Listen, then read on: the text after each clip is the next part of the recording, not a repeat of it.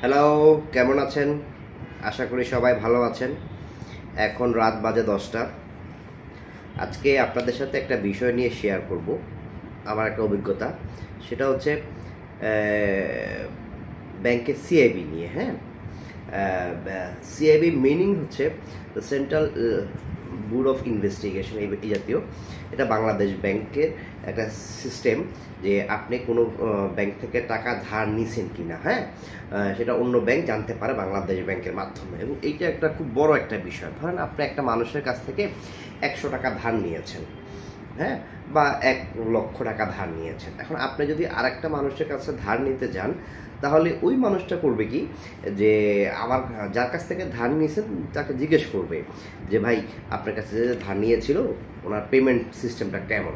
এখন ও যার কাছ থেকে ধার নিছেন সে যদি বলে যে না, ওনার পেমেন্টটা ভালো, তাহলে সেই লোকও ধার দিবে। ঠিক সিআইবির বিষয়টা হচ্ছে সেই রকম জিনিস।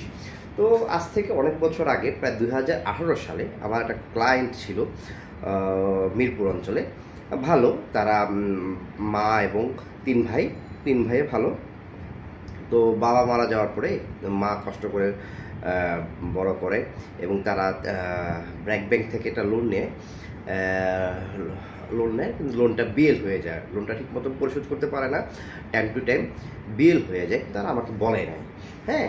এবং তারা 3 তলা এবং 4 তলার 4টা ফ্ল্যাট বিক্রি করে ক্লায়েন্টদের কাছে, কিন্তু রেজিস্ট্রি দিতে পারে না, কারণ এই ফ্ল্যাটগুলো তো ব্যাংকের কাছে মর্গেজ ছিল।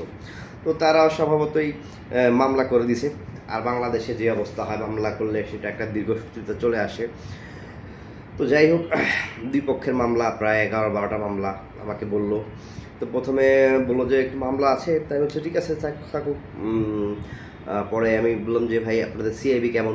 বললো যে ভাই, সিআইবি সমস্যা না, একটু ডিউ আছে, বড় একটা পেমেন্ট দিয়েছি। তো কত টাকা পেমেন্ট দিয়েছেন ভাই? ভাই 82,000 টাকা পেমেন্ট দিয়েছেন। বাপরে বাপ, অনেক পেমেন্ট দিয়েছেন। ঠিক আছে। তা আমি ফাইলটা গুছিয়ে একটা ফাইন্যান্স কোম্পানিতে সাবমিট করলাম। আসলো কি, বিএল। এদিক দিয়ে ব্র্যাক ব্যাংকও খুব চাপ দিচ্ছে টাকার জন্য, বিএল হয়ে গেছে, ওরা মামলা করবে। এদিকে যাদের কাছে ফ্ল্যাট বিক্রি করছে তারা ফ্ল্যাট তো বুঝে পায় নাই, তারাও মামলা করছে 11টা। 2টা রানিং কমিশনার টাকা খাইছে, এটার এমপি পর্যন্ত চলে গেছে, বিশাল অবস্থা। তো সেখানে আমি যে উপস্থিত। তো যাই হোক, যিনি আমাকে নিয়ে গেছেন তিনি বলতেছেন, বাবারে আমি তো এর মধ্যে থাকতে পারবো না, 11টা মামলা, এখন আবার ব্র্যাক ব্যাংকও মামলা করবে, এটা বিশাল ঝামেলা, তুমি এটা কী করবা করো, আমার দ্বারা এটা সম্ভব না। তো প্রচুর পরিমাণে বাড়ির বড় ছেলে চা খাওয়াচ্ছে, সিগারেট খাওয়াচ্ছে। আর আঙ্কেল নোয়াখালীর মানুষ, বয়স্ক লোক, সে একটা সিগারেট টান দিচ্ছে, কিন্তু বলতেছে আমি আর এর মধ্যে নাই, তুমি। তো যাই হোক, আমি পরে ছোটো ছেলের সাথে কথা বললাম। ছোটো ছেলেটা একটু বুদ্ধিমান, বললো যে 3 তলার লোকেরা, ওদের টাকা আছে, ওরা বললো যে নেগোসিয়েশন করতে চায়। তা আমি বললাম ঠিক আছে, ভালো কথা।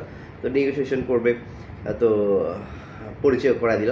তা আমি কথাবার্তা বললাম।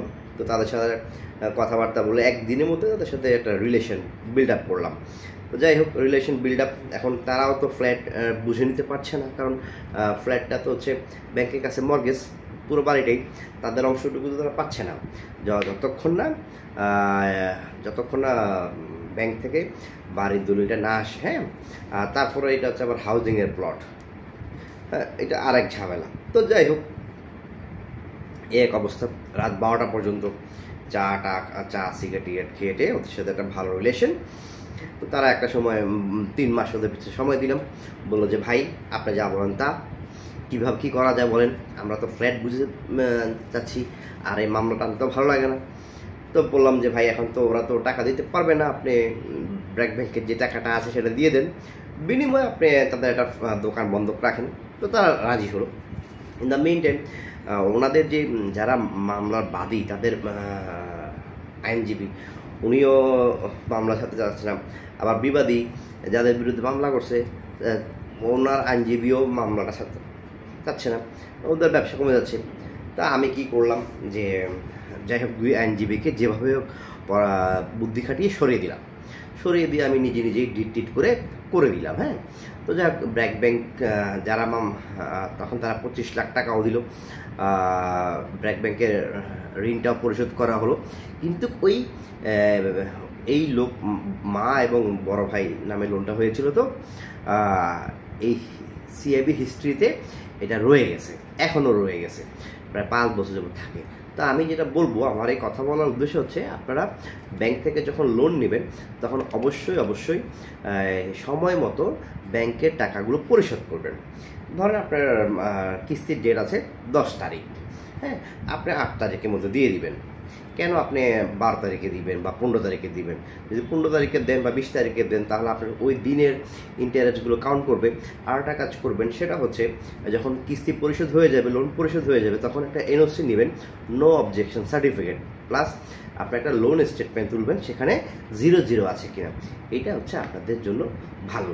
আর এই কথাগুলো কেন বললাম, যে সিআইবি জিনিসটা খুব মারাত্মক বিষয়। অনেক সময় দেখা যায় অনেক রাজনীতিবিদও নমিনেশন নিতে পারে না, তার দেখা গেল যে সিআইবি হিস্ট্রিতে খারাপ। হ্যাঁ, তো সিআইবি জিনিসটা আপনারা খুব খেয়াল রাখবেন, যারা লোন নেন, সিআইবিটা ভালো থাকে। হ্যাঁ, আজকে আপনাদের সাথে এই বিষয়টা শেয়ার করলাম, আপনাদের একটু শিক্ষা হবে, আমার একটু ভালো লাগবে যে আমি কিছু বিষয় আপনাদের সাথে শেয়ার করতে পেরেছি।